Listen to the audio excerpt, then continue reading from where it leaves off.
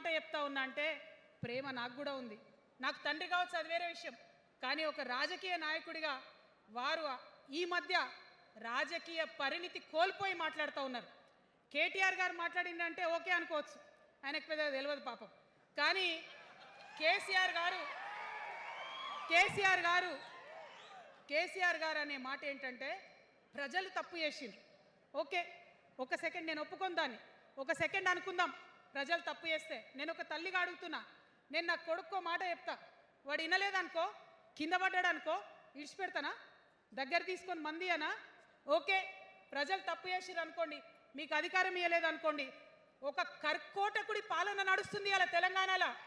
ఇబ్బంది పడుతున్నారు ప్రజలు, గోసపడుతున్నారు, ఏడుస్తున్నారు. ఇండ్లు అన్నీ ఉండి ఇండ్లు గూలగొడుతుంటే, అర్ధరాత్రి ఇంటి మీదకి వచ్చి ఇండ్లు గూలగొడుతుంటే ఆదుకోవాల్సిన అమ్మలాంటి మన పాత కేసీఆర్ ఏడి? ఎక్కడున్నాడు?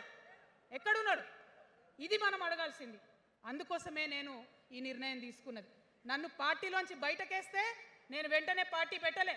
ఆనాడు కూడా చెప్పిన, నేను ఆలోచన చేస్తున్నా, మారతారేమో అని చూసిన, పదే వేచి చూసిన. ఇవాళ నన్ను పార్టీలోకి వెళ్ళి సస్పెండ్ చేసి 10 నెలలైంది. నాకు నిజంగా మంచిగానే అయింది. ఎందుకు తెలుసా? ఆనాడు ఉద్యమకారులను ఇబ్బంది పెడుతుంటే నేను ఇంకా గట్టిగా మాట్లాడలేదు. ఆనాడు మీకు జరిగింది, ఇవాళ నాకు జరిగింది. కొత్త ఏం లేదు.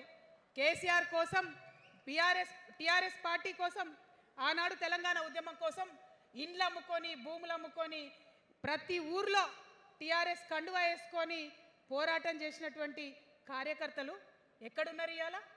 ఒక్క గుళ్ళ మెంబర్ ఇయర్ రాలేదా? ఒక్క గుడి చైర్మన్ ఇయర్ రాలేదా?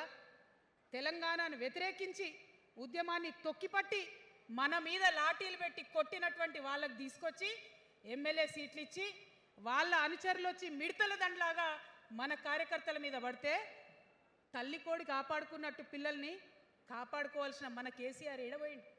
వచ్చిందా ఎవరికన్నా పదవులు? ప్రతి సంవత్సరం రాష్ట్రం మొత్తంలో పోస్టులు నింపితే 6,000 పైచీలకు నామినేటెడ్ పోస్టులు వస్తాయి తెలుసా?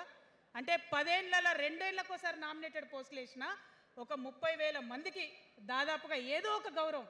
ఏం కావాలి మనకు ఉద్యమకారులకు చెప్పండి? ఏం కావాలి? కండువా వేసుకొని పిచ్చోళ్ళ లెక్క తిరిగినందుకు, మన ఇంటోళ్ళని ఇడిచిపెట్టి తిరిగినందుకు ఇంత మర్యాద కావాలి. మా సార్ నన్ను గుర్తుపట్టిండా, మా పార్టీ నన్ను గుర్తుపట్టింది, నాకేదో చిన్న పదవి ఇచ్చిరని చెప్పుకుంటే ఒక మర్యాద ఉంటుంది. వచ్చిందా మనకు ఆ మర్యాద? ఎక్కడన్నా వచ్చిందా? ఆనాడు అవహేళన చేసిర్రు, పార్టీలకు వచ్చి మళ్ళీ అవహేళన చేసిండ్రు. అంటే ఎప్పుడైతే అధికారం వచ్చిందో అప్పుడు అమ్మతనం పోయింది, ఎప్పుడైతే అధికారం వచ్చిందో అప్పుడు మమకారం పోయింది. అందుకే అంటున్నా, ఆయన మన కేసీఆర్ కాదు, మారిన కేసీఆర్, మరబొమ్మ లాంటి కేసీఆర్. కాబట్టే ఇవాళ నేను నిలబడి యుద్ధం చేస్తా ఉన్నా. ఈ గడ్డకు ఈ తెలంగాణ రాష్ట్రానికి ప్రాణాలు అడ్డం పెట్టుకొని మన ప్రజలను కాపాడాల్సినటువంటి వ్యక్తులు కావాలి, అటువంటి సైన్యం కావాలి. సైన్యం అయిదామా? సిద్ధంగా ఉన్నారా?